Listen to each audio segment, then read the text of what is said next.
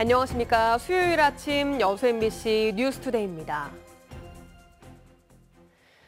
정원박람회가 열리고 있는 순천시는 유네스코 세계문화유산과 자연유산이 둘 다 있는 보기 드문 세계유산 도시입니다. 세계문화유산 서남사와 세계자연유산 순천갯벌에서 세계유산의 가치를 온전히 공유하고 확산시키기 위한 2023 세계유산 축전이 어제 개막해 한 달간 열립니다. 최우식 기자가 보도합니다. 이른 아침 60여 명의 고등학생들이 순천갯벌 갈대길에서 순천시장과 만났습니다. 축전을 여는 쉼 위드 비움 행사는 순천갯벌을 온전히 느낄 수 있는 프레셔 스깅, 생태 보호 운동으로 진행됐습니다. 앞으로 순천갯벌을 지키고 보존해 나갈 학생들이 세계 자연유산의 가치를 새롭게 인식하는 기회였습니다. 순천갯벌이 지정되었는데 혹시 순천갯벌의 중요한 이유를 들을 수 있을까요? 90년대 순천만은 지금의 모습이랑 많이 다르다고 하는데 시장님께서 어떻게 무엇을 바꾸셨는지 궁금합니다. 이 순천만 습지가 대단히 중요한 거는 산이 있고 강이 있고 또 우리가 농사를 지는 농경지가 있고 이렇게 사람들이 살고 있고 이런 모든 요소들이 갖추어진 연안습지는 우리만 가지고 있어요. 우리만.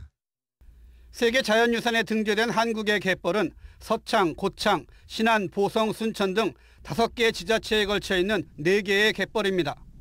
앞으로 한 달 동안 순천갯벌에서는 세계 자연유산의 가치를 있는 그대로 향유하고 확산시키기 위한 공연과 전시, 체험, 교육 등 친환경 프로그램이 펼쳐집니다. 9세기에 창건된 조계산 서남사는 3천여 점의 승보문화재를 보유하고 있는 가장 한국적인 사찰로 유네스코 세계문화유산에 등재된 한국의 산재승원 7곳 중 하나입니다. 이곳 서남사에서도 오는 4일 천년 불심길 위드 비움 행사를 시작으로 산사의 하룻밤, 산사 미식회, 공존 버스킹 등 다양한 행사가 열립니다. 서남사 같은 경우에서는 만세루라는 곳에서 스님들의 생활, 그리고 복식, 그리고 먹고 자고 했던 그런 모습들까지 저희가 시민들이라든지 찾아오는 국민들께 보여드리는 프로그램을 준비하고 있습니다. 2023 세계유산축전은 인류 순천, 세계유산을 담다라는 주제로 자연과 문화가 공존하는 순천을 제대로 즐기는 시간이 되고 있습니다. MBC 뉴스 최우식입니다. 여수 수산시장에서 국내산 수산물을 구입하면 최대 2만 원까지 지역상품권을 환급해주는 서비스가 진행됩니다. 여수시는 해양수산부의 여름휴가철 수산물 소비 활성화를 위한 지역상품권 환급 행사 대상지로 여수의 수산시장이 선정됨에 따라 오는 3일부터 6일까지 수산물을 구매하면 구매 금액의 최대 30%인 2만 원까지 지역사랑 상품권으로 환급 서비스를 시행한다고 밝혔습니다. 시는 이번 행사가 최근 수산물 매출 감소로 어려움을 겪고 있는 지역 수산인들에게 큰 도움이 될 것으로 보고 있습니다. 순천시의회가 전라선 수서행 KTX 운행 촉구 결의안을 채택해 대통령실과 국회, 국토교통부 등에 보냈습니다. 법안을 대표 발의한 최미희 의원은 SR의 부채 비율이 면허 유지 조건인 150%를 넘자 국유재산법까지 시행령까지 고쳐 정부 재정을 투입하려 한다며 국토부의 무차별적인 꼼수 특혜를 중단할 것과 국토부가 결정만 하면 운행 가능한 수서행 KTX를 전라선, 경전선, 동해선에 당장 투입할 것을 요구했습니다. 시의회는 또 이미 실패한 고속열차의 분리 운영을 포기하고 고속철도 운영이 발생한 수익이 국민의 안전과 편의를 위해 재투자될 수 있도록 고속철도를 통합 운영할 것을 촉구했습니다. 얼마 전 여수의 한 60대 택시기사가 20대 여성으로부터 성추행을 당했다고 보도해드렸습니다. 이처럼 믿기 힘든 사건을 택시기사가 직접 증명하고 피해를 입증할 수 있었던 건 블랙박스 영상이 있었기 때문입니다. 하지만 버스나 기차 등과 달리 택시의 경우 블랙박스의 설치와 촬영이 법적 의무가 아니라고 하는데요. 강서영 기자가 취재했습니다. 지난 5월 여수 웅천의 택시 안에서 60대 택시기사가 20대 여성 승객으로부터 성추행을 당한 사건. 사건 발생 직전 여성은 블랙박스를 꺼달라고 재차 요구했습니다. 당시 영상을 보면 기사는 여성의 요구를 거절하면서도 달리 이유가 없어 궁색한 변명을 늘어놓습니다. 끝내면은 휴걸 빼야 돼. 이 안에서. 아니, 다 왔는데요, 뭐. 기사는 택시에 설치된 블랙박스 영상을 보존한 덕에 젊은 여성으로부터 추행을 당했다는 사실을 증명하고 결백을 입증할 수 있었습니다. 세상 무서운데 이거 잘못 걸리는 거 아닌가. 무섭잖아요. 회사에서는 이 영상 보고 기사님 큰일 날 뻔했어요. 잘하셨어요. 큰일 날 뻔했어요. 이처럼 택시 내 블랙박스는 범죄 예방과 사건 해결의 중요 자료로 활용되고 있습니다. 그러나 취재 결과 현행법상 택시는 대중교통으로 분류돼 있지 않아 버스와 달리 블랙박스 촬영이 법적 의무가 아닌 것으로 나타났습니다. 때문에 위의 사건처럼 승객이 사생활 침해를 주장하며 블랙박스를 꺼달라고 요구할 경우 이를 명확하게 거부할 법적 근거가 없어 자칫 갈등으로 번질 수 있는 겁니다. 게다가 블랙박스 설치도 법적 의무가 아니기 때문에 블랙박스 설치 지원 정책도 각 지자체의 재량에 달려 지역별 편차가 있는 것이 현실입니다. 일례로 전라남도와 달리 서울시의 경우 블랙박스 설치를 의무화하고 있습니다. 그 전반적으로 교통 안전이라든지 그 승객이나 기사님들의 안전을 위해서 좀 바람직할 것으로 판단이 됩니다. 늦은 시간 불특정 다수를 태우는 탓에 범죄 위험에 노출되고 있는 택시기사들. 이들의 안전과 인권을 최소한으로 담보할 블랙박스부터 설치와 촬영이 의무화돼야 한다는 목소리가 높습니다. MBC 뉴스 강서영입니다. 고흥 시산도를 연결하는 시산페리호가 운항을 중단함에 따라 고흥군이 주민수송에 나서고 있습니다.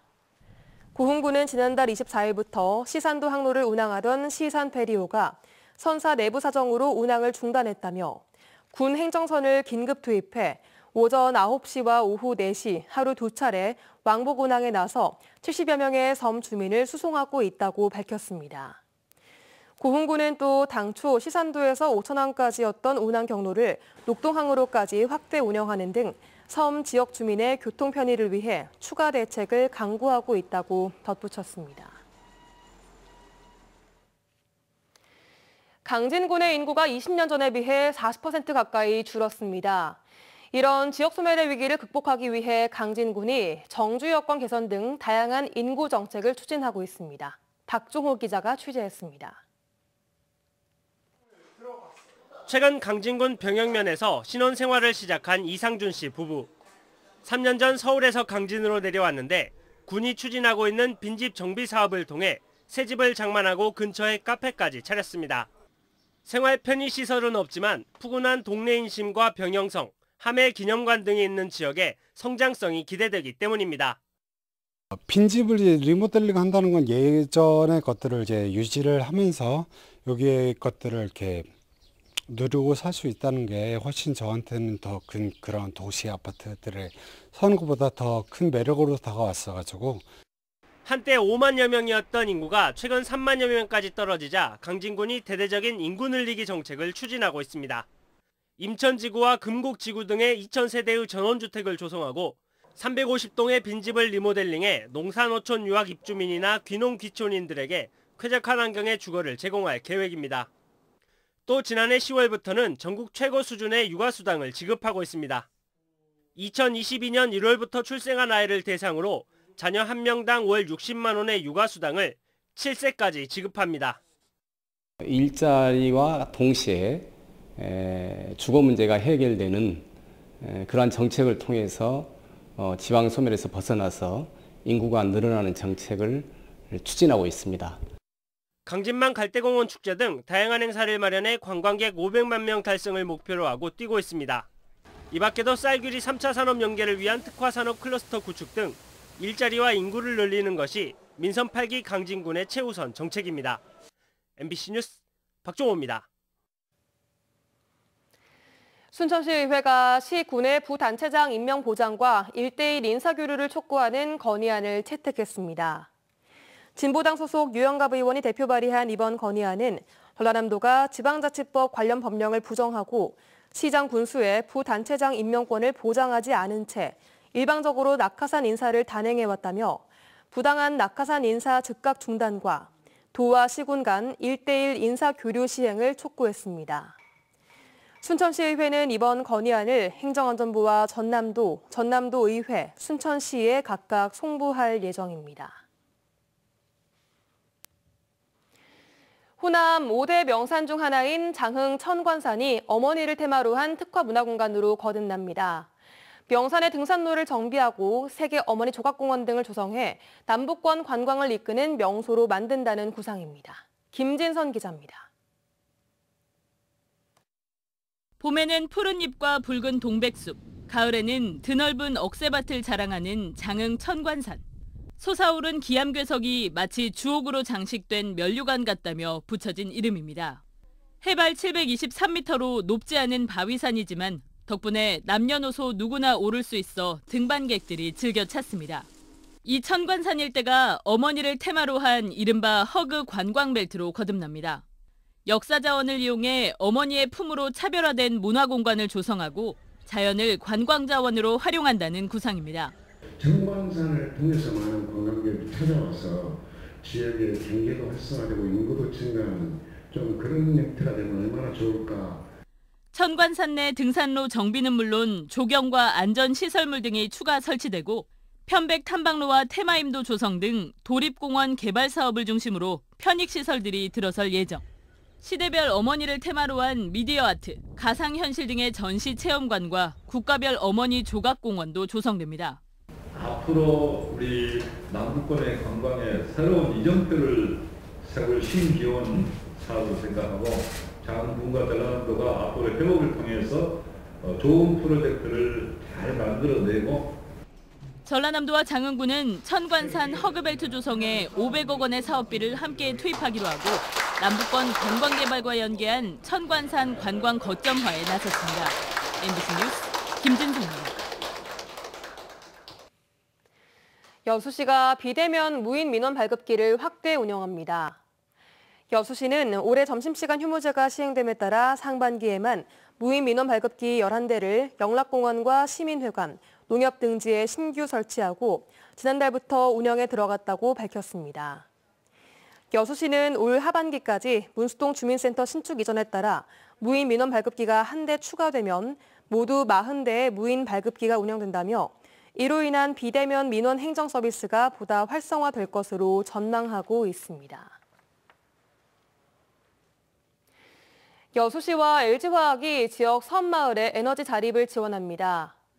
여수시는 어제 LG화학 탄소중립실천연대와 남면 안도리 동고지마을 11가구에 에너지 자립을 위해 3kW 태양광 발전 설비 지원 운영에 이어 난방필름 시공을 지원하는 데 상호 협력하기로 했습니다. 시는 이번 협약이 기후변화에 대응하고 2050 여수시 탄소중립 실현과 COP33 유치를 위한 밑거름이 될 수 있을 것으로 보고 있습니다. 광양시가 어제부터 100원 택시 운행 지역을 61개 마을로 확대했습니다. 광양시는 기존 50여 개의 마을에 더해 광양읍 백동마을과 고략동 정산마을 등 9개 마을에서도 100원 택시를 운영한다고 밝혔습니다. 100원 택시는 100원만 내면 마을회관에서 읍면 소재지까지 이동할 수 있는 교통복지제도로 광양에서는 지난 2015년부터 운영되고 있습니다.